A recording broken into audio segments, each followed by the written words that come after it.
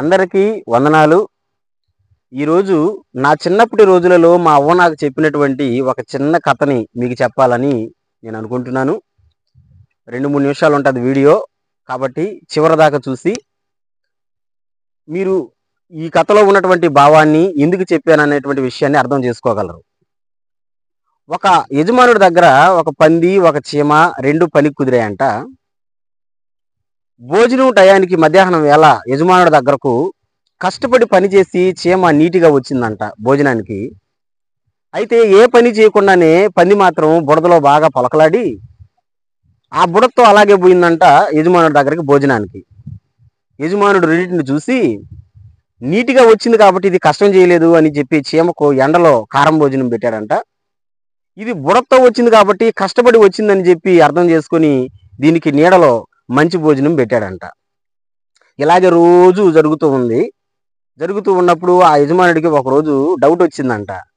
రోజు పందేనా కష్టం చేసేది, చీమ కష్టం చేయడం లేదా, అసలు ఏం జరుగుతుంది అని చెప్పి ఒకరోజు చూద్దామని అవి పని చేసేటప్పుడు పని వేళలో యజమానుడు పోయి చూస్తే ఏ పని చేయకుండా రోజు లాగానే ఈ పంది బాగా బురదలో పొలకలాడి ఆ భోజనం టయానికి యజమానుడి దగ్గరకు వస్తుంది.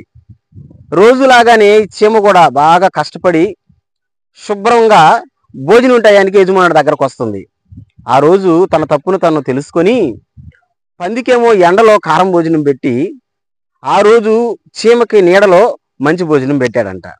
అంటే తన తప్పు తను తెలుసుకున్నాడు యజమానుడు. కాబట్టే మంచిదానికి మంచి చేశాడు, చెడుదానికి చెడునే చేశాడు అనేటువంటి ఒక అర్థం వచ్చేటట్టు మా అవ్వ నాకు కథ చెప్పింది. ఎందుకు చెప్తున్నానంటే ఈ కథలో ఉన్నటువంటి యజమానుడు తెలుసుకున్నాడు కొద్ది రోజుల తర్వాత కాబట్టి మంచిదానికి మంచి చేశాడు, మేలుదానికి అది చెడదానికి చెడు చేశాడు. కానీ వాక్యంలో మనం చూస్తే కీర్తనల గ్రంథం 84వ కీర్తన 11వ వచనంలో దేవాతి దేవుడు తప్పకుండా ఆయన యథార్థంగా ప్రవర్తించేటువంటి వాళ్ళకి ఖచ్చితంగా మేలు చేస్తాడు అనేటువంటి మంచి మాట ఉంది. అవును, మనలో యథార్థత ఉంటే పక్కన వాళ్ళు ఏమనుకున్నా సరే, ఎదుటి వాళ్ళు నిన్ను ఏమన్నా సరే, నీవు యథార్థతను వదలకుండా ఉంటే ఖచ్చితంగా దేవాతి దేవుడు నీ జీవితంలో మేలు చేస్తాడు. ఒక చిన్న మాట చెప్పనా? యోబు సర్వస్వం కోల్పోయాడు. కోల్పోయినవన్నీ తిరిగి మళ్ళీ పొందుకున్నాడు. ఎలా పొందుకున్నాడంటే ఆయన యథార్థం కలిగి ఉన్నాడు కనుకనే పోగొట్టుకున్నవన్నీ తిరిగి పొందుకున్నాడు.